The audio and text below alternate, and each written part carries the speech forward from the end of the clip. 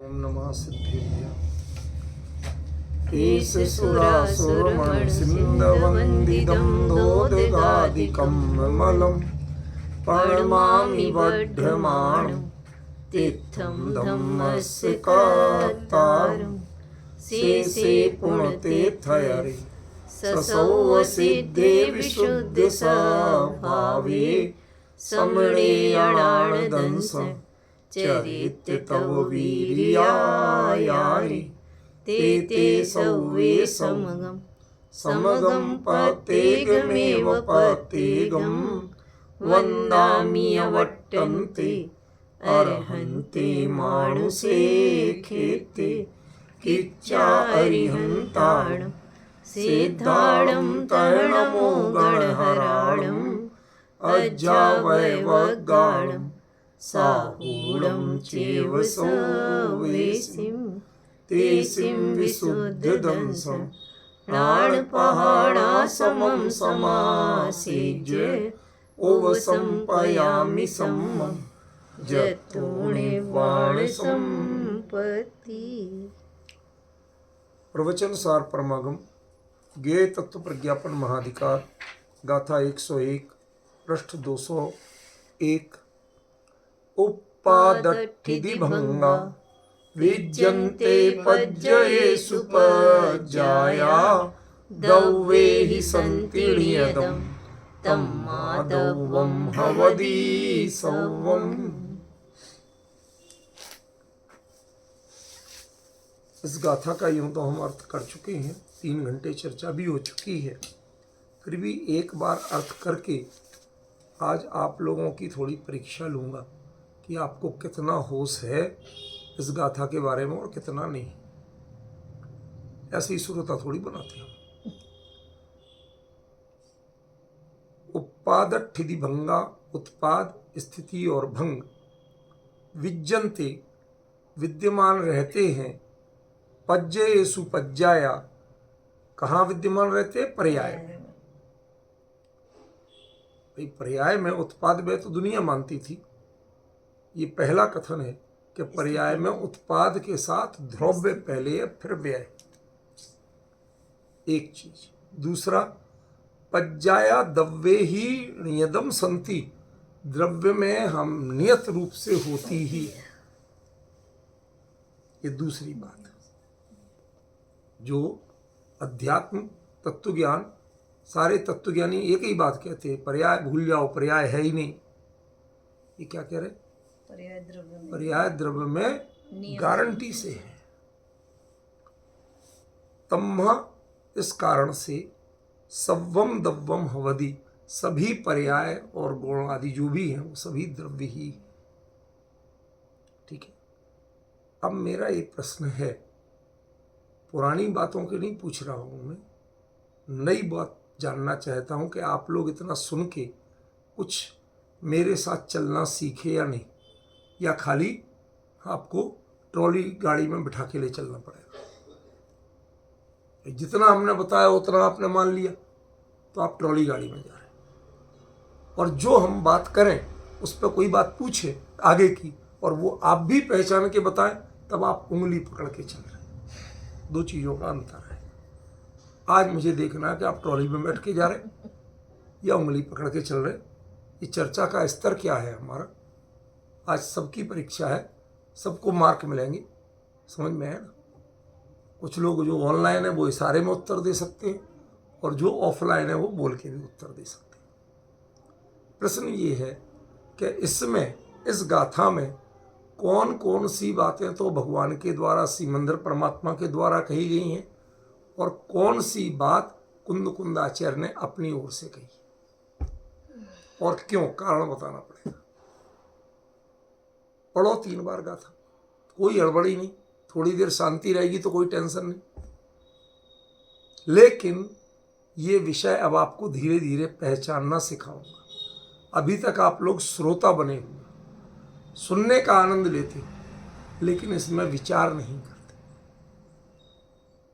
आज मैंने जितना बता दिया, इसके बाद भी चीजें निकल सकती हैं। आपको जिनवाणी में स्वयं अध्ययन, स्वाध्याय, स्वयं के लिए, स्वयं के द्वारा, स्वयं से जो अध्याय होता है उसका नाम स्वाध्याय। ये पराध्याय हमने जो बना रखा है, मैं आपके लिए बोलूं, आप मेरी सुने, ये दोनों ही पराध्यायी हो, कोई स्वाध्यायी नहीं, समझे ना। तो हमें अब स्वाध्यायी बनना है। इसलिए मैंने क्या पूछा कि ये गाथा के 4 चरण हैं, इनमें से कितनी बात तो भगवान की है और कितनी बात, पंक्ति तो 4 है, और कितनी बात कुंद कुंद ने अपनी ओर से कही है। वो बातें बताओ और उनके कारण बताओ कि आपने कैसे पहचाना कि ये भगवान ने कही है और ये बात कुंद कुंदाचार्य ने कही। पहली बात तो भगवान की है, क्योंकि ठिदी वाली बात अभी तक नहीं थी। आगम पूरी बात पूरा वाक्य बोलो। उपाद ठिदी भंगा विज्जन्ते पज्जयेषु। पज्जेसु उपाद ठिदी भंगा विज्जन्ते, ये बात भगवान की है, ये हम लोगों की नहीं थी। चल, और पज्जाया दब्बे ही संतीर्णीयदम, ये भी भगवान की बात है। ठीक है, नीचे कुंद कुंदाचार्य की है। दब्बा आधार बताओ। इसलिए कि जब उन्होंने ये सुना कि उत्पाद व्यय द्रव्य पर्याय में होते हैं और पर्याय नियम से द्रव्य में होती है, तब उनने अपनी लाइन ये कही है कि इसीलिए द्रव्य। इसमें बताओ आधार, आपको क्या लग रहा, वो नहीं चाहिए मुझे। तम्मा नहीं, रियदम कुछ नहीं, सब चूक रहे। शुरू के जो 2 कथन हैं उनके 2 आधार, 2 क्रियाएं। यदि कोई व्यक्ति परोक्ष रूप से बोलता तो वो होंती बोलते, विज्जन्ते। ये विज्जन्ते और संति हैं, वर्तमान है, ये नहीं बोल सकता था, क्योंकि क्षोभसम ज्ञानी को पर्याय का अस्तित्व, स्वतंत्र अस्तित्व और ध्रुव अस्तित्व ये कभी ज्ञान में नहीं झलकता।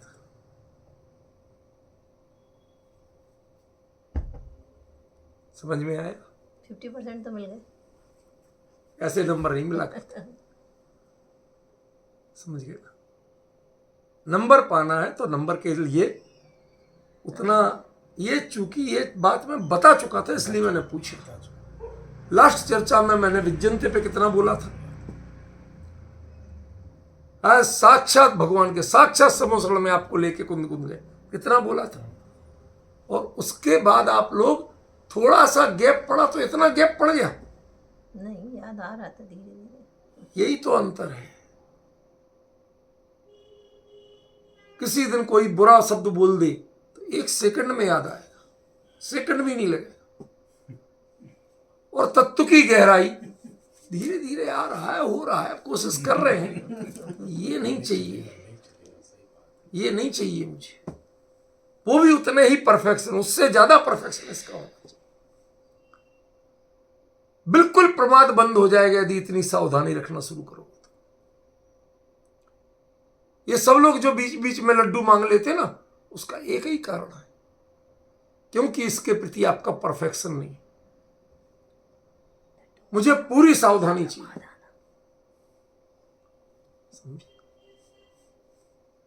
कितनी गहराई की बात है। उस दिन विज्जन्ते पे ज्यादा चला था, संति पे नहीं चला था।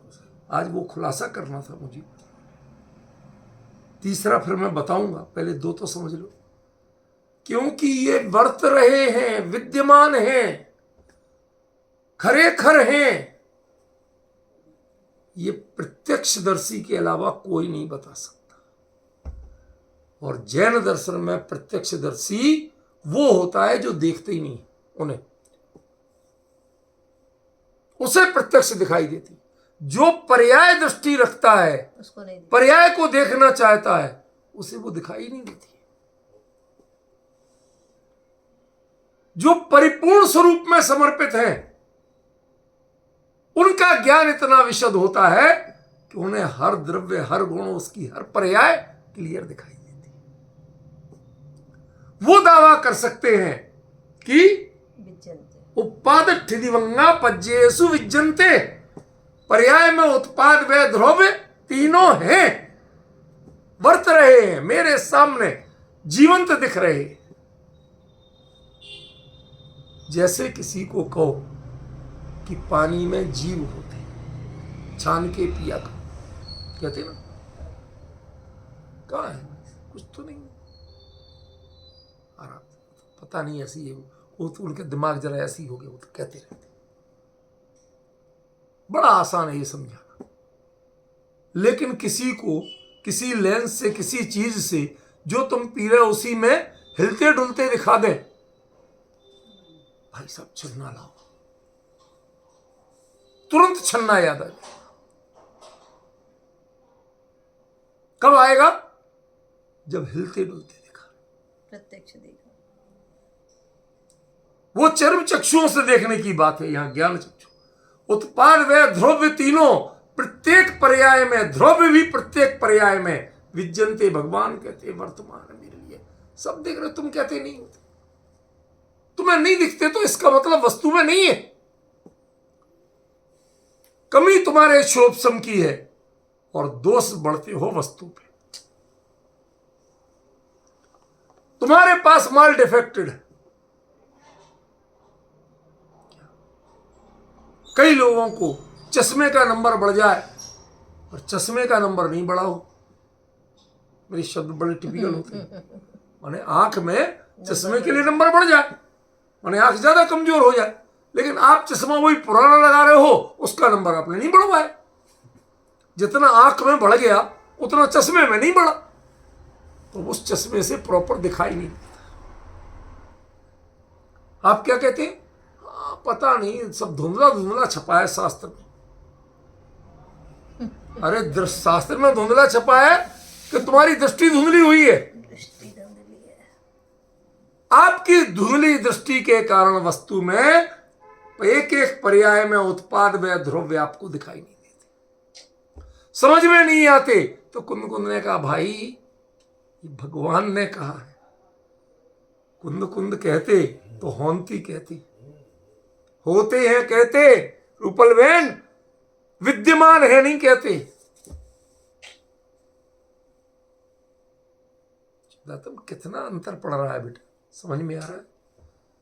आज हमारे जितने विद्वान हैं वो मूल कुंद कुंद के शब्दों से दूर होकर बात करते हैं, तो इनकी कोई चर्चा नहीं करता, कोई नहीं बोलता इन बातों को, कोई नहीं बताता। परहेज रखा है हमने कुंद कुंद से। गीत कुंद कुंद के गाते हुए हैं ना होंगे मुनिंद्र खूब गाते हैं, लेकिन मैं पूछना चाहता हूं कितने विद्वान हैं जो कुंद कुंद की बात को कुंद कुंद से समझना चाहते हैं, किसी और से नहीं समझना, चाहे कितनी बड़े आचार्य हो, चाहे कितनी बड़े विद्वान, कुंद कुंद की बात को कुंद कुंद से समझो। वो क्या कह रहे हैं समझो, उनके शब्दों को पहचानो, उनकी टोन को पहचानो। कितनी बड़ा अंतर किया। पज्जेसु पद ठिदिभंगा विज्जन्ते, विद्यमान है भाई सब, कहां है? ये है, कहां है? कहते चश्मा बदला, मैं हाथ पे रख के दिखा रहा हूं और फिर भी तुम्हें नहीं दिख रहे हैं, चश्मा बदलो, तुम देखने का तरीका बदलो, विजन चेंज करो। तुमने जिससे क्षयोपसम ज्ञान से देखते हो, चर्म चक्षुओं से देखते हो, वो देखना बंद करो। जिस तरह से हम देखते हैं उस तरह से देखना शुरू करो। तो भगवान कहते हैं, कुंद कुंद ने उनकी बात मान के, उनकी समझ के, आत्मसात करके यहां आके लिख दिया कि पज्जेसु पद ठिदिभंगा विज्जन्ते। यहां कोई 30 मार्का पैदा नहीं हुआ जिसने पर्याय में ध्रुव्य बताया। पर्याय माने उत्पाद व्यय।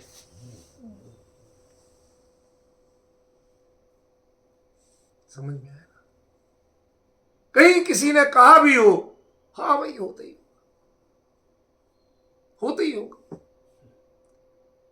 जो यहां आचार्य का कॉन्फिडेंस लेवल है वो विज्जन्ते, जैसे आंखों के सामने दिखाई दे रहा। समझिए, वो वर्तमान योग में कई कहानियां आती हैं, उनमें ऐसी कुछ कहानियां आती हैं कि किसी को कोई अंजन सिद्ध मिल गया तो वो आंख में अंजन लगाए तो आंख वही है, लेकिन अंजन के प्रभाव से कहीं भी गड़ा खजाना उसे साफ दिखाई देता था। उसके ऊपर ढकी मिट्टी, खड़ी दीवार वो दिखाई नहीं देती थी, सिर्फ खजाना दिखाई देता था। आजकल ऐसे यंत्र आ गए हैं जो सिर्फ सोने और चांदी को डिटेक्ट करते हैं। वो तभी बीप करते हैं, जहां भी लगाओ। लोहा होगा तो बीप नहीं करेंगे, तांबा होगा बीप नहीं करेंगे, कांसा होगा, पीतल होगा, बीप नहीं करेंगे, सोने चांदी पे बीप करेंगे। तो लोग उनको जगह जगह लगाते घूमते, जहां बीप कर गए कहते खोदो। अरे भाई कौन इतना चट्टान हटाए? खोदो भाई, हटाओ हटाओ ये चट्टान, अंदर खजाना है। क्योंकि ये बोल रहा है, ये यंत्र बोल रहा है। तुम्हें आंख से दिखाई नहीं दे रहा, लेकिन इसको दिखाई दे रहा है। ये पुद्गल के संकेत, पुद्गल के संवेदन, पुद्गल की संवेदना को पहचान सकते हैं, लेकिन उत्पाद व द्रव्य को ये भी नहीं पहचान सकते। पर्याय वो तो दृष्टांत है। तुम अपनी दृष्टि से पर्दा हटाओ, पर्याय को क्षणभंगुर मानना बंद करो।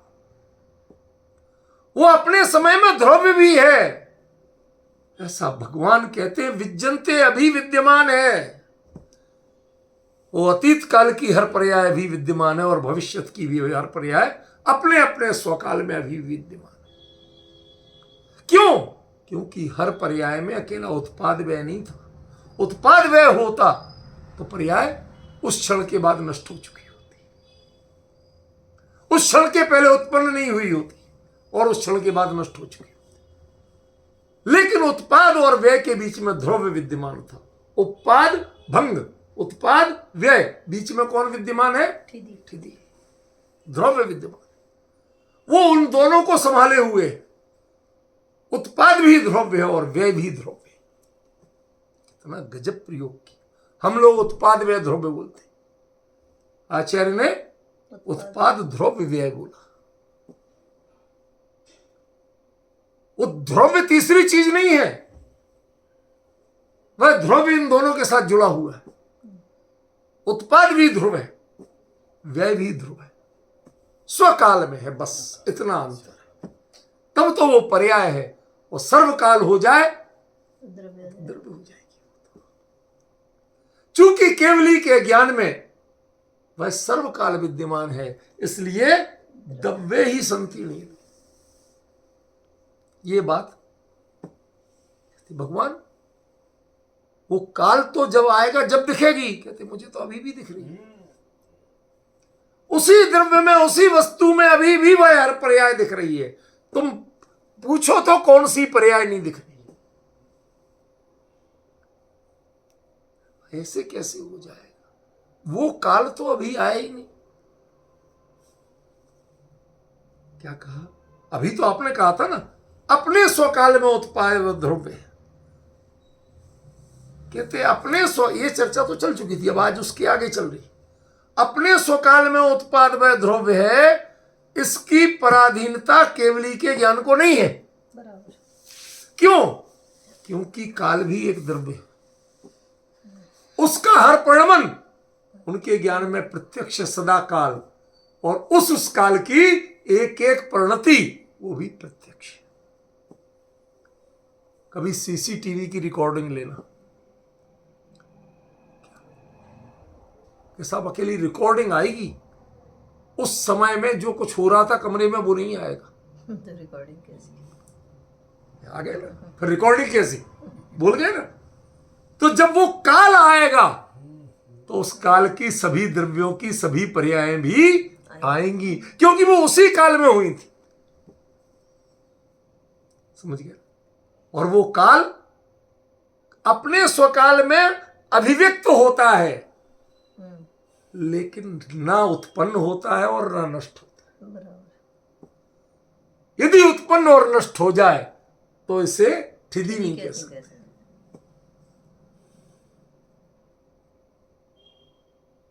रूपल बहन, जैन तत्व व्यवस्था और केवली का ज्ञान, इस जैसी गाथा से के अलावा अन्य कहीं नहीं मिलेगा, आपको ढूंढे नहीं मिलेगा। टॉर्च लेके ढूंढो, लाइट लेके ढूंढो, मशाल लेके, कुछ भी लेके ढूंढ लेना, नहीं मिलेगा। ये वो चीजें हैं जिसके कारण कुंद कुंद कुंद कुंद है। जब लोग कहते मजबूर हुए हुए ना है ना होएंगे मुनींद्र कुंद कुंद से, बाकी सब ने कहा कि जो दूसरों ने कहा लिख दिया, उस पर हमने व्याख्याएं तो बहुत कर दी, लेकिन कुंद कुंद आज भी कहते हैं कि जो मैंने कहा उसकी व्याख्या कर लो। आपने कहा कुंद कुंद ने और उसकी व्याख्या दूसरे ग्रंथों से की। कुंद कुंद ने प्रत्यक्ष से कहा, केवली के प्रत्यक्ष से, और आपने उसकी व्याख्या परोक्ष ज्ञान, शिवोपम ज्ञान, नयों से सिद्ध कर दी। हमें तरस आता है आप पर कि आप कुंद कुंद के व्याख्याकार हैं भी कि नहीं। समझ में आ रहा है? मैं किसी आचार्य पे कटाक्ष नहीं कर रहा हूं, मैं अपने समझ आने और समझने वालों पे कह रहा हूं। थोड़ा सा देखो आप क्या लिख रहे हैं आचार्य। यदि आज किसी भी विद्वान से बड़ा विद्वान उससे पूछो कि भाई साहब पर्याय में ध्रुव्य है क्या, यहां तक लोगों ने बोला वो अपने समय की सती है, सत और सती। अरे भाई साहब, सत और सती तो ठीक है, सत तो उत्पाद भी है, सत तो व्यय भी है, लेकिन उत्पाद और व्यय सत कैसे है कि वो ध्रुव्य के कारण सत है। यदि वो दोनों ध्रुव के साथ ध्रुव नहीं जुड़ा होता तो वो सत नहीं होता। समझ गया? इसलिए आचार्य ने कहा, भगवान ने कहा उपपाद ठिदिभंगा पज्जेसु विज्जन्ते। भगवान कह रहे मैं देख के बता रहा हूं भाई, किसी पोथी से पढ़ के नहीं बता रहा हूं। श्रुत केवली बताएंगे तो द्वादशांग का पारायण करके बताएंगे, जितना मिल जाएगा उतना बताएंगे। ज्ञान की विडंबना है। देखो धवला की वो गाथा मुझे बारंबार ऐसी अभिभूत करती है। क्यों? केवली के ज्ञान में जो आया उसका अनंतमा भाग दिव्य ध्वनि में आता। जितना दिव्य ध्वनि में आएगा उसका अनंतमा भाग गणधर ग्रहण कर पाएंगे, और गणधर ने जितना ग्रहण किया उसका अनंतमा भाग द्वादशांग। अब बताओ केवली के वचन की व्याख्या द्वादशांग से हो सकती है या नहीं? भाई साहब जरा विचार करना, केवली के वचन की व्याख्या द्वादशांग से हो सकती है कि नहीं? नहीं हो सकती। नहीं है तो अब समझ लो कि इनकी भी व्याख्या द्वादशांग पर आधारित, आगमों पर आधारित किसी टीका से नहीं हो सकती। समझ में आ रहा? क्योंकि ये कहने की ताकत किसी छद्मस्त जीव की नहीं है कि पर्याय में उत्पाद व्यय ध्रुव्य, उत्पाद ध्रुव्य व्यय, ऐसा बल्कि क्योंकि वह ध्रुव्य दोनों को संभाले हुए, दोनों को संभाले हुए। सिक्के में बीच का पार्ट यदि नहीं हो तो इधर का हेड और टेल कहां से लाओगे, कहां खड़े करोगे? समझ गए? वो ध्रुव बीच में है, उसने उत्पाद को भी ध्रुव बना रखा है और व्यय को भी संभाल के रखा। विज्जन्ते, होंती नहीं कहा, और कोई होता तो होंती कहता, हवंती कहता, वो उसकी क्रिया का रूप बदल जाता। क्या कहा आचार्य ने? विज्जन्ते, विद्यमान है। मैं यूं देख रहा हूं, जब गुरुदेव श्री बोलते थे पूरब विदेव में विराजे छे, 500 धनुषनी काया छे, कोट पूर्वनी आयु छे। लोग कहते कुछ बोल तो रहे हैं, कहते कभी कभी उन्हें कुछ ऐसे ही आता है भाव तो बोल लेते हैं। कभी उस समय उनके चेहरे को, उनके शब्दों की लरज को सुना है किसी ने? मैंने दसियों बार सुना। आज भी बिल्कुल वही आवाज मुझे सुनाई देती है। उस समय इतने इमोशनल होते थे वो, इतने इमोशनल होते थे, आंख बंद करके देख रहे होते थे।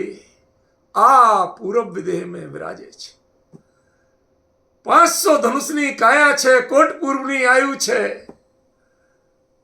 जंगल से काले काले नागो, केसरी सिंगो बधा आवे छे। आके अपनी अपनी जगह हाथ जोड़ के बैठ जाते हैं। गणधर देव विराजे छे, लाखों लाखों मुनिराज विराजे छे। चतुर्निकाय देव विराजे छे, 100 इंद्र चरणों में वंदन करे छे। ये जो संवेदनाएं थी,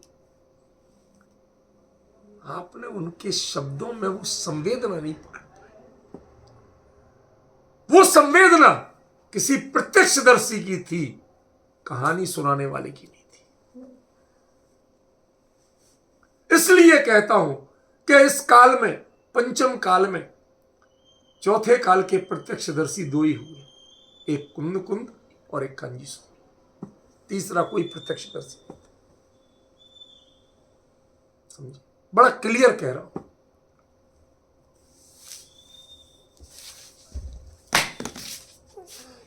समझ रहे हैं ना? बड़ा ही क्लियर आपको बता रहा हूं, समझना पड़ेगा। कोई दूसरा नहीं। उनके उस हार्द को वो ही पकड़ पाए, क्योंकि वो भी वहां थे जब कुंद कुंद गए थे। वो भी उस समोसरण में थे। क्या चूक हुई वो एक अलग बात है, क्यों भरत क्षेत्र में जन्म लेना पड़ा इस पंचम काल में, वो सब अलग बातें हैं। लेकिन वो चीजें कल्पित नहीं थी।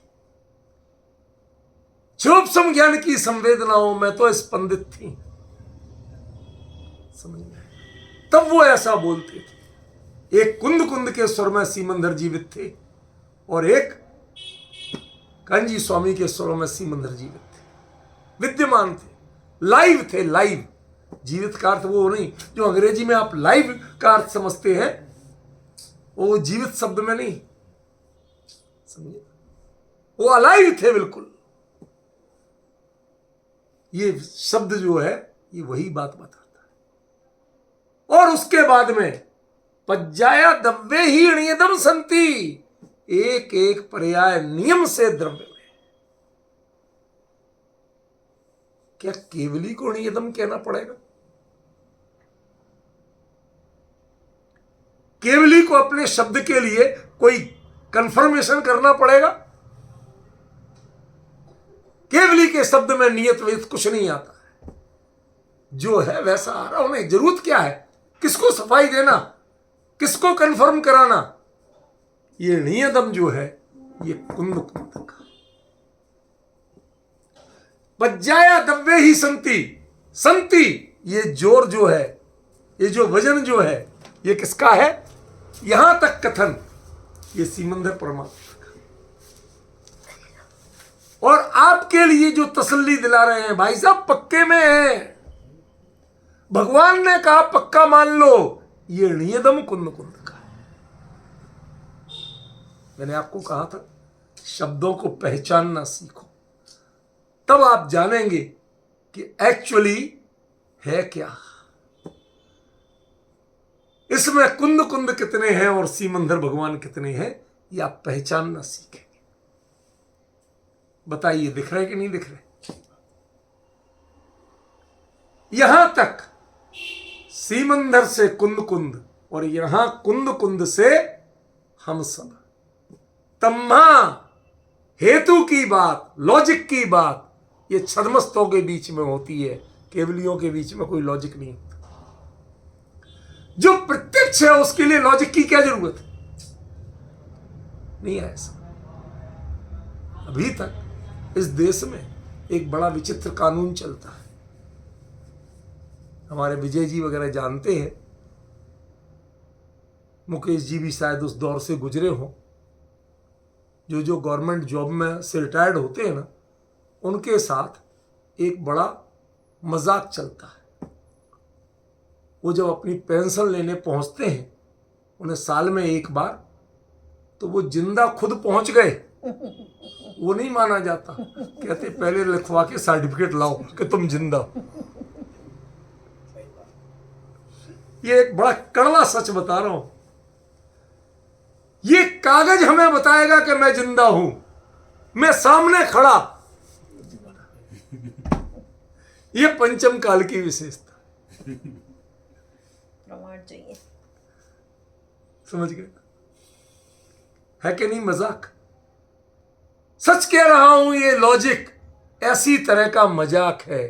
केवली के वचन जो जागृत, जीवंत, अलाइव वस्तु स्वरूप को देख रहे हैं, जिनके लिए लोकालोक ज्ञेय बना हुआ है, उनके सामने तुम्हें तम्हा लगाने की जरूरत थी क्या?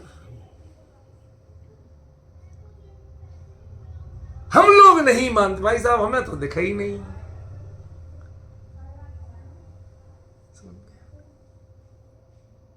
हम कैसे मान लें? केवली को रोज पूज सकते हो, लेकिन केवली की मान नहीं सकते हो। स्वार्थों से पूजते हो, रोज सुबह जाके जय जयनाथ परम गुरु होए करते हो। क्यों करते हो? केवली की वचन, केवली की बात, केवली के कथन को भाई साहब ऐसे कैसे मान लें? हमें तो दिखा ही नहीं। डिफरेंस समझ रहे हैं भाई साहब? आपके लिए लॉजिक तम्हा कहना पड़ता है। भाई साहब भगवान ने ऐसा ही कहा है, सच्ची मुच्ची कहा है, भरोसा करो कुंद कुंद पर, सच्ची मुच्ची कहा है। और चूंकि भगवान ने सचमुच ऐसा कहा है, तम्हा सव्वम दव्वम हवदि, ये सभी कुछ द्रव्य ही है। अभी तो इस पे चर्चा चलनी है, इस पे तो चली ही नहीं। अभी तो उस पॉइंट तक ला रहा हूं आपको।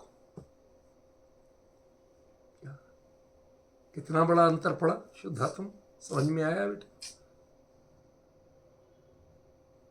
अब पहचानो कि कहां भगवान है, कहां कुंद कुंद है, और कहां हम और कुंद कुंद है। ये हमारा दुर्भाग्य है कि कुंद कुंद को भगवान की वाणी के बाद भी ये बोलना पड़ा, लिखना पड़ा, तम्हा सव्वम दव्वम हवदी। अरे भाई भगवान ने कहा इसलिए मान लो भैया, मान लो। तुम्हें हम और कैसे दिखाएं? तुम्हारे पास आंखें हैं नहीं, दिखाएं कैसे? तुम्हारे जो लॉजिक है ना, वो टेढ़ी खीर जैसे लॉजिक है, दिखता तो है नहीं। खीर कैसी? सफेद। सफेद कैसी? बगुला जैसी। बगुला कैसा? कि ऐसा। और उस पे हाथ घुमाया, बाप रे खीर तो बहुत टेढ़ी, मैं कैसे खाऊं? ये तुम्हारे लॉजिकों की हालत है। तुम्हें समझाए तो समझाए कैसे, माथा पीटने का मन करता। समझ गया? ये वो विडंबना का वाक्य है, ये गर्व का वाक्य नहीं। इतने से जब वो आचार्य ने कह दिया कि भगवान ने बताया, फरमाया कि पज्जेसु पदठि दिवंगा विज्जन्ते पज्जाया दव्वेसु संति, इसके बाद तुम्हें कुछ कहना नहीं चाहिए था। ये हम छदमस्तों, संसारियों की और आगम को लिए घूमने वालों की सब आगम प्रमाण है। कहां लिखा, कहां लिखा, कहां लिखा, बताओ। उनको कहा भाई साहब ये आगम की प्रमाणिकता भी भगवान से है, और भगवान ने कहा सच्ची मुच्ची मैं कह रहा हूं, सच्ची मुच्ची कह रहा हूं। देखो लिखा कि नहीं, ये सच्ची मुच्ची, सच्ची मुच्ची उनने कहा है।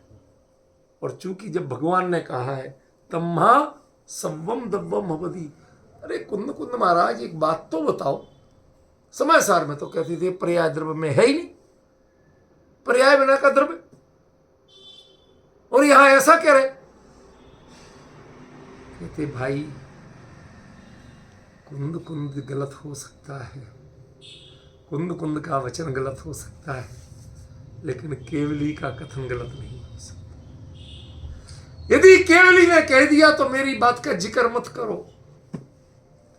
वो ज्ञेय कब थी? वो तो मैंने पढ़ के बोला था, सुन के बोला था, क्षोभसमयों के ज्ञान के आधार पर बोला था।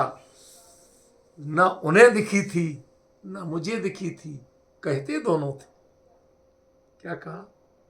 ना उन्हें दिखी थी, उनके गुरुओं को, समझ गए, ना हमें दिखी थी।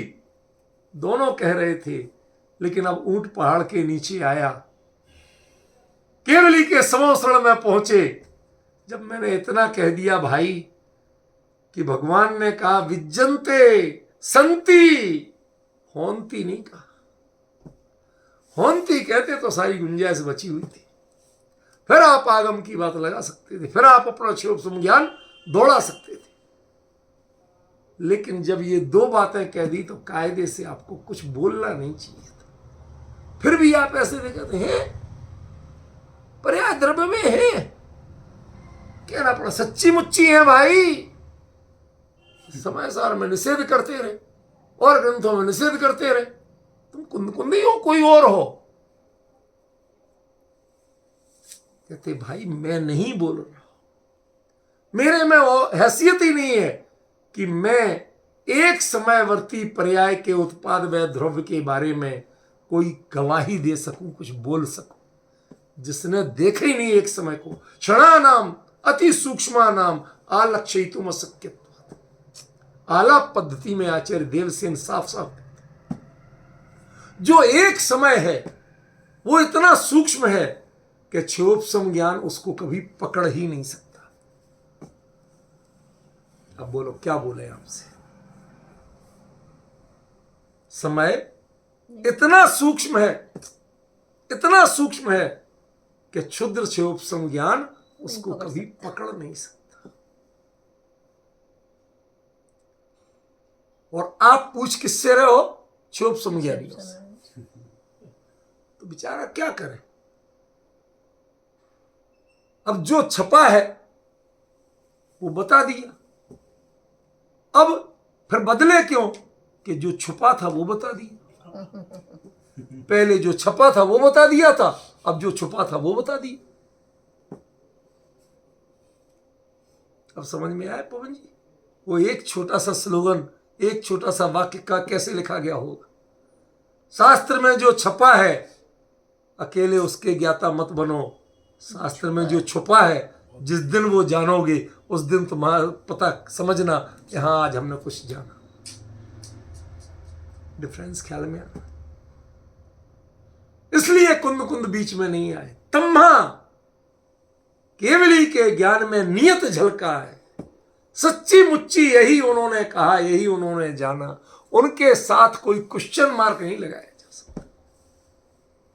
कि लगाया जा सकता? नहीं लगाया जा सकता।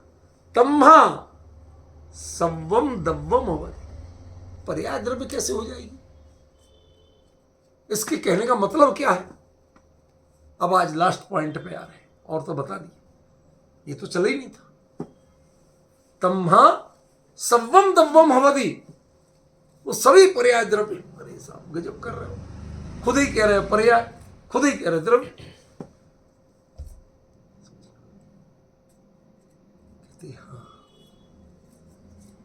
यदि वो द्रव्य नहीं हो, द्रव्य कहने में क्या खूबी है पता है? वह उसकी शाश्वत सत्ता की घोषणा तो है ही, लेकिन उसकी इंडिविजुअलिटी की घोषणा भी है। अकेला द्रव्य कह देते तो फिर पर्याय की इंडिविजुअलिटी नहीं बचती। द्रव्य में गुण है, हर गुण की अपनी पर्याय है। यही जिनाभिमत वस्तु व्यवस्था की विशेषता है। जो ये नहीं पहचानते वो कुछ नहीं पहचानते।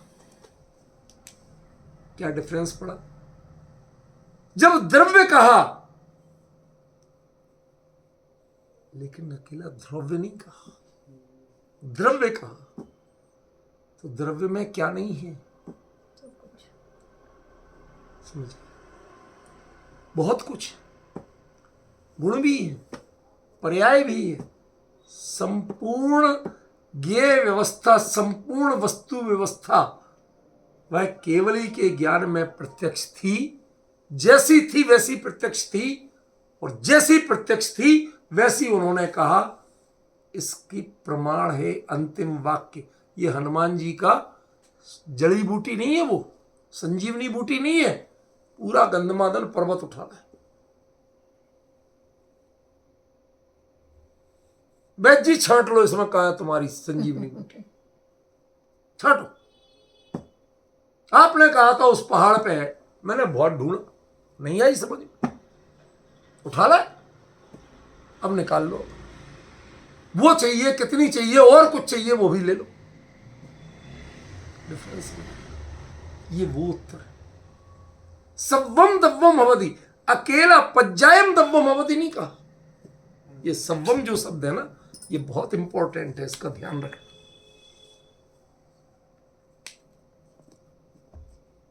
अकेले द्रव्य के लिए सब कैसे कह सकते हैं? एक द्रव्य के लिए, दव्वम तो एक वचन है ना, एक द्रव्य के लिए सब कैसे कह सकते हैं? कौन सा एक द्रव्य है जिसमें सब कुछ आता? जीव के ज्ञान में सब कुछ आता। जगत का कोई द्रव्य ऐसा नहीं है कि जो सबका प्रतिनिधि बन सकता हो, जिसमें सब कुछ हो। वस्तु रूप से ढूंढ के आप उसके केवली के ज्ञान के आम खाना चाहो तो नहीं खा सकते, लेकिन बिल्कुल ज्यों का त्यों जान सकते हो। चमड़े की जुबान पर रख के स्वाद नहीं ले सकते हो, लेकिन ज्ञान में स्वाद पूरा आएगा। वो चमड़े की जुबान जैसा नहीं आएगा, लेकिन ज्ञान जैसा आएगा। ज्ञान और ज्ञेय का संबंध वीतराग होता है, उसमें कृत्रिम आनंद, मजा, मौज ये घुसी हुई नहीं होती। केवली के ज्ञान में जो आम है उसमें मधुरता तो होगी। कल का एक विषय था ना, ज्ञान और आनंद, मधुरता तो होगी, लेकिन वो मधुरता चटकारे वाली नहीं होगी, उसका चटकारा नहीं आएगा। आप डिफरेंस समझे? कितना बड़ा अंतर हुआ पवन जी। कल यही प्रश्न था, क्या करूं, लोग बाग सेकंड में उत्तर चाहते, मुझे तो एक का उत्तर देना घंटा भर लग जाता, क्या करूं, बहुत कमजोर हूं। समझिए, चटकारा नहीं आएगा। आपको तो चटखारे में आनंद दिखता है ना, उसका जो मधुरता है, उसका ज्ञान, वो आपको आनंद रूप नहीं लगता, आपको चटखारा आनंद रूप लगता है। हमारे घर में अक्सर लड़ाई होती, लड़ाई मतलब कोई लड़ाई नहीं होती, लेकिन इनकी संतुष्टि नहीं होती। मैं कहता हूं मुझे बोलने की फुर्सत नहीं है, मैं आराम से खाए जा रहा हूं, खाए जा रहा हूं, खाए जा रहा हूं। अब तुम्हें कैसे बताऊं कि खाना स्वादिष्ट बना? ये कहते, एक शब्द नहीं बोलते कभी।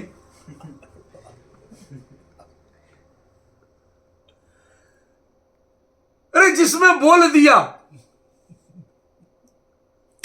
कहते बीच में मतलब अब मजा खत्म हो गया तो बोल दिया। जब तक मजा आ रहा तो बोलेगा क्यों? डिफरेंस समझेगी? कितना बड़ा लॉजिक समझ में आ रहा? जिसे मजा आ रहा है वो बोलेगा क्यों?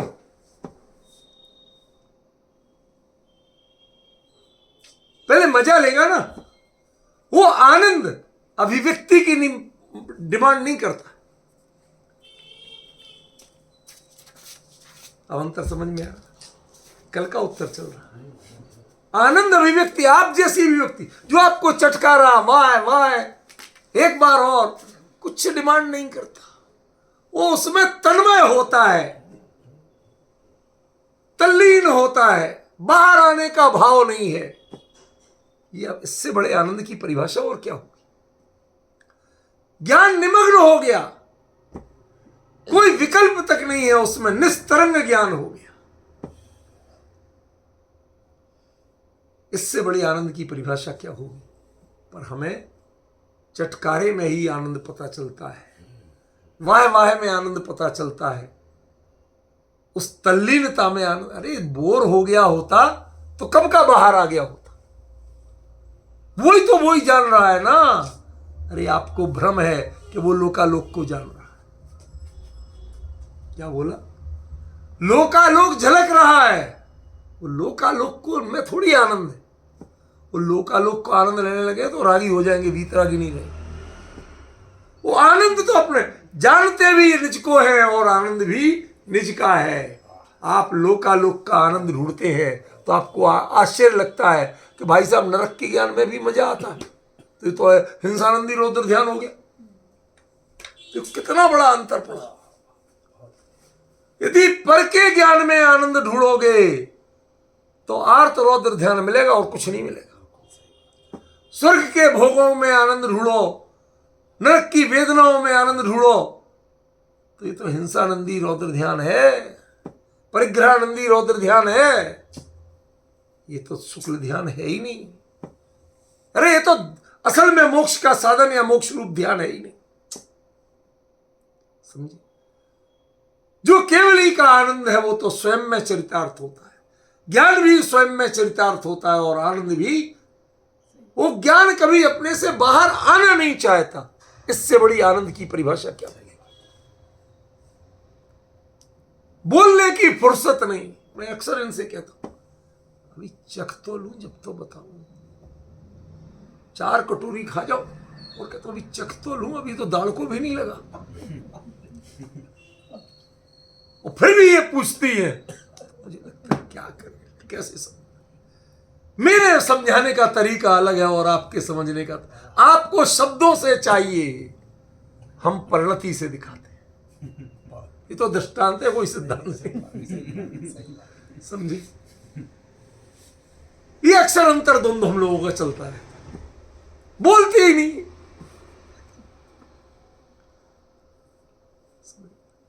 क्या बोले?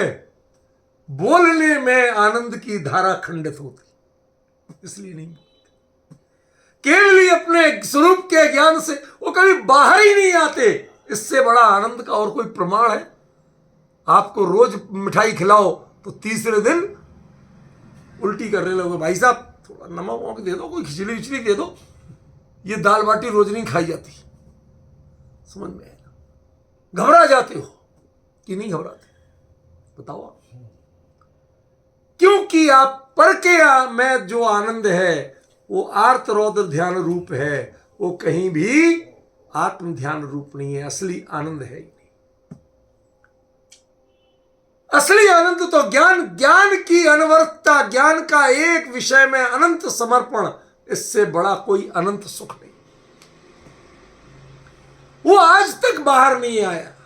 आज आप एक पिक्चर को 4 बार देख लो, 5वें दिन कमेंट्री करने लगते हो, अब ये होगा, अब ये होगा। बच्चे तक बोर होते, बाबा जी बाहर जाओ। आपने देखी है तो क्या करें, हमें और मजा करकरा कर रहे। हमें तो अभी नया जानना है। नए पल में आनंद होता है, सुने सुनाए में नहीं होता, देखे दिखाए में नहीं होता। और वो रहिए अनंत अनंत काल जथा तथा शिव। वो ज्ञान की धारा अपने स्वरूप में अनंत काल तक जीवंत रहती है, कभी बोर नहीं होती। इससे बड़ा आनंद का कौन सा प्रमाण चाहिए? पर आप चाहते भाई सब चटकारा तो आया ही नहीं, वाह वाह तो हुई ही नहीं। ये इंद्रिय ज्ञान, इंद्रिय आनंद, उसके लोलुपी लोगों को अतीन्द्रिय आनंद का स्वाद कैसे चखाया जाए? समझिए? ये वो ज्ञान का स्वरूप है। ये ज्ञान और ज्ञेय का रिश्ता है यहां तक। इसके आगे भगवान कुंद आचार्य कुंद उन्होंने कसम खाई, सच्ची मुच्ची कह रहा। भगवान ने ऐसे ही कहा, सच्ची मुच्ची। ये कहना पड़ा, ये नियतम शब्द आपको देख के कुंद ने फिर पूछा कि महाराज आप तो बता रहे थे पर्याय है ही नहीं, जे पज्जे सुमूढ़ा। कहते वो तो आज भी कहते, प्रवचन सार गे तत्व के शुरुआत में भी कहा, तुम पर के प्रणवन को गे पर मैं ऐसे जानूं, मैं ऐसे जानता हूं। ऐसे गे पने जब बनाओगे, गैप बनाओगे, ज्ञान और गे ये रिश्ता बनाओगे, स्वयं में ज्ञान में आत्मा गे नहीं होता है, वो तो स्वयं ज्ञान रूप ही होता है। वो ज्ञायक है। उसमें ज्ञाता और गे, जहां ज्ञान ज्ञाता गे को ना उद्योत अनुभव में दे, वो विकल्प आ जाए, वो भेद आ जाए, तो वो अनुभव नहीं है। समझ रहे हो क्या कह रहे हैं? डिफरेंस ख्याल में आ रहा? तो तो निश्चिंत तम्हा, बस अब मेरे को बीच में मत रखो तम्हा। भगवान ने ये कहा कि विज्जन्ते संति तम्हा। आप सच्ची में गए थे कि हाँ एकदम सच्ची मुच्ची गया था, सच्ची मुच्ची अपने सामने सुन भगवान ने बोला। ये वो है, इस ऋणीदम का अर्थ इसके साथ नहीं, ये ऋणीदम प्योर कुंद कुंद के साथ। कि महाराज ये आपको कैसे पता कि आप गए थे? सच्ची मुच्ची गया था भाई, 7 दिन रहा, 7 दिन सुना, एक एक जिज्ञासों को अपनी क्लियर किया। इसलिए ये कोई नींद में सपना नहीं देखा है मैंने, ये सचमुच की बात है। और चूंकि ये सचमुच की बात है, केवली ने ऐसे ही फरमाया, केवली के ज्ञान में ऐसे ही झलका। तम्हा सव्वम दब्बम होदी, द्रव्य हो, गुण हो, पर्याय हो, वो सभी द्रव्य ही होती हैं। द्रव्य ही होती हैं माने कहीं बिखरी हुई नहीं होती, उस पर आप शंका नहीं कर सकते हो। समझ गए? एक सोने से आप गंदी सी मूर्ति बना दो विषय कषाय की, बन सकती है कि नहीं? बन सकती है। तो सुनार की दृष्टि में कीमत कितनी कम हो जाएगी? कोई कम नहीं। जगत के लोगों की है साहब कितनी विषय सत्य की। ये बताओ कि सुनार की दृष्टि में कितनी कम हो जाए? बिल्कुल नहीं। क्यों नहीं होगी? सव्वम दब्बम हवदी, वो सब में स्वर्ण ही देखता है, उसकी आकृतियों के दोष नहीं देखता, आकृतियों के गुण नहीं देखता। बहुत मुनिराज की मूर्ति बन गई तो वो कीमत बढ़ाता नहीं है, सोने की ही कीमत रखता है। और किसी विषय कसाई जीव की मूर्ति बन गई तो उससे कीमत घटाता नहीं है, क्योंकि वो हर स्थिति में द्रव्य दृष्टि वाला है। एक एक परिणति तुम जिससे राग द्वेष करते हो, तुम जिसके कारण पज्जे मूड़ा पर समया कहलाते हो, वो कारण है तुम्हारा राग द्वेष। पर्याय उस दोष का कारण नहीं। पर्याय का ज्ञान दोष का, तुम्हें पर्याय का ज्ञान होता कहां है? पूर्ण वीतरागी हो बिना तुम पर्याय को जान ही नहीं सकते। सर्वज्ञता होती नहीं, पहले वीतरागता है फिर सर्वज्ञता। 12वां स्थान वीतरागता का, 13वां स्थान सर्वज्ञता।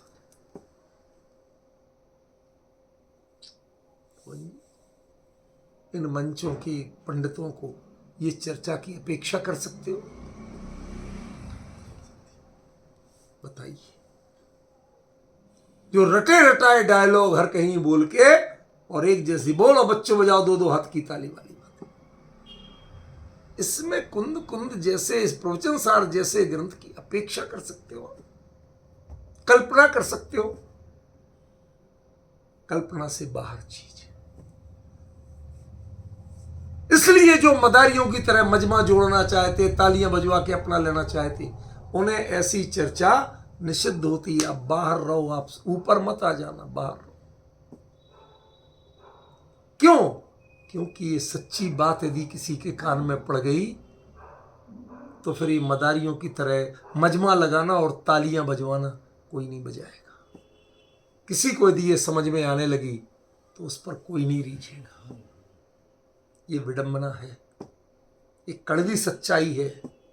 किसी पर व्यंग नहीं कर रहा हूं, किसी का तिरस्कार नहीं कर रहा हूं, मैं तो आचार्य कुंद कुंद की बात की महिमा बता रहा हूं। वो सभी द्रव्य है।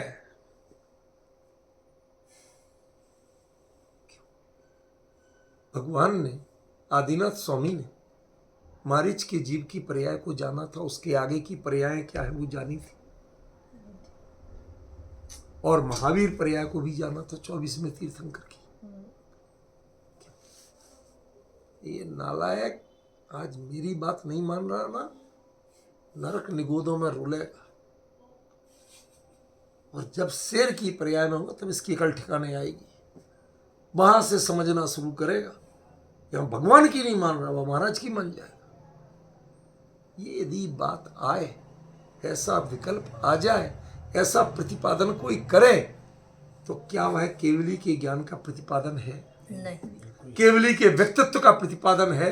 वो सोच सकते हैं उन्हें मारीच पर्याय भी वैसी ही थी, वह द्रव्य रूप ही थी जैसी तीर्थंकर पर्याय, उनमें कोई अंतर नहीं था, ना वो विकृत थी ना ये संस्कृत थी। दर्शन ज्ञान चारित्र उसमें भी थे, वो दर्शन ज्ञान चारित्र इसमें भी। दर्शन ज्ञान चारित्र द्रव्य है कि नहीं है, ये बताओ। ये द्रव्य का स्वरूप है कि नहीं है, द्रव्य में है कि नहीं है, कि द्रव्यत्व से भिन्न है? तो उसमें भी दर्शन ज्ञान चारित्र ही थे और उसमें भी दर्शन ज्ञान चारित्र ही है। किसको अर्घ चढ़ाऊं और किसका तिरस्कार करूं? समझ में आ रहा है कुछ प्रश्न? क्या कह रहे हैं आचार्य देव? सर्वम द्रव्यम भवति, सब कुछ द्रव्य ही है।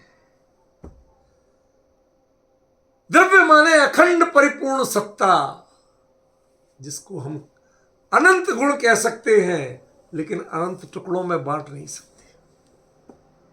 क्या शुद्धात्मा? एक द्रव्य में, एक एक द्रव्य में अनंत अनंत गुण होते हैं। एक बाप के 10 बेटे हों तो जायदाद के 10 टुकड़े हो जाएंगे, लेकिन एक द्रव्य में अनंत गुण होते हुए उस द्रव्य के अनंत टुकड़े नहीं होते, वो अखंड रहता, इसलिए उसे द्रव्य का। यह द्रव्य कहने का अभिप्राय उस अखंडता से है, उस परिपूर्णता से है, उस अविनश्वरता से है जिस पर कोई असर नहीं पड़ता। तुम कैसा जानते हो, इससे मेरा व्यक्तित्व ना संस्कृत होता है ना कलंकित होता है। तुम्हारा जानना तुम्हारी दृष्टि की खूबी है, मेरा व्यक्तित्व मेरे व्यक्तित्व पर निर्भर है। वो तुम्हारे ज्ञान से मेरा व्यक्तित्व बनता नहीं, तुम्हारे विजन से मेरा व्यक्तित्व नहीं बनता, तुम्हारी सोच से मेरा व्यक्तित्व नहीं बनता। इन छद्मस्तक जीवों की सोच से वस्तु का, ज्ञेय का व्यक्तित्व नहीं बनता। केवली की दृष्टि में वो सर्वम द्रव्यम भवति, वो सभी कुछ द्रव्य।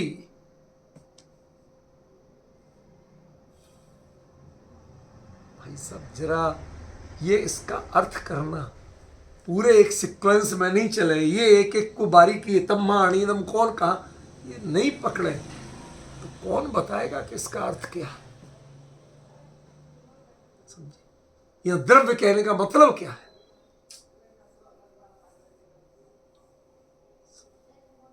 एक बच्चा अकेला जा रहा था, कोई भी उसको छेड़ने को तैयार था, कोई भी उसको डांटने को तैयार था, कोई भी उसका कान उमेटने को तैयार था। क्या?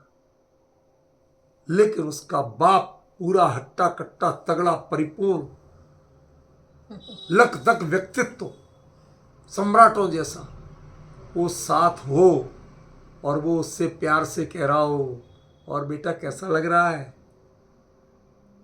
जिसको अभी 2 मिनट पहले लोग अकेला समझ के बहुत कुछ करने को तैयार थे, उनकी फिर हिम्मत होगी, साहस होगा, उनके मन में वो विकल्प, वो बातें जग पाएंगी।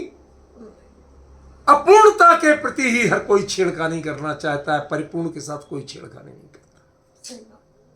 सब कुछ द्रव्य है, मतलब तुम्हारे लिए छेड़खानी की सोच जो है, नाउ स्टॉप दिस।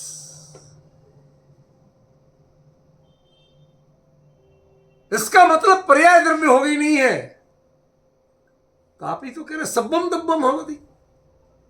हाँ सही कह रहे, सब्बम दब्बम भवति मीन्स आप अपनी जो खुरापाती सोच है ना, उसको कंट्रोल में कर लो, उसको यहीं रोक लो, वरना इतने पड़ेंगे कि भव भव में भ्रमण करते हुए ठिकाना नहीं पड़ेगा। ये जिनेंद्र भगवान के शासन का ठिकाना नहीं पड़ेगा, ये दुर्दशा होगी। समझ में आया? चक्रवर्ती सम्राट के पुत्र को चक्रवर्ती की सेना के रहते हुए कोई छेड़ जाए, ठिकाना नहीं पड़ेगा किस जेल में कहां सड़ोगे, किन किन गतियों में रलोगे, पता नहीं चलेगा।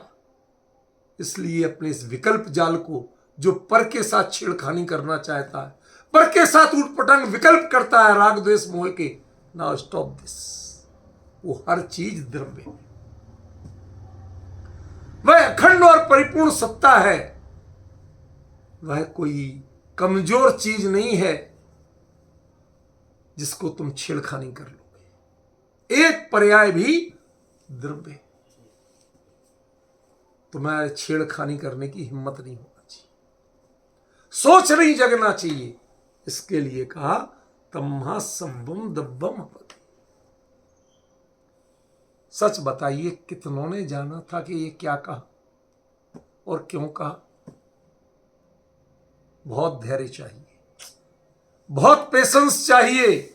आचार्य क्या कह रहे हैं, क्यों कह रहे हैं, कैसे कह रहे हैं, उसको सुनो, समझो, चेतो, और उसके बाद अपनी परिणति का एनालिसिस करो कि क्या आपको समझ में आया या नहीं।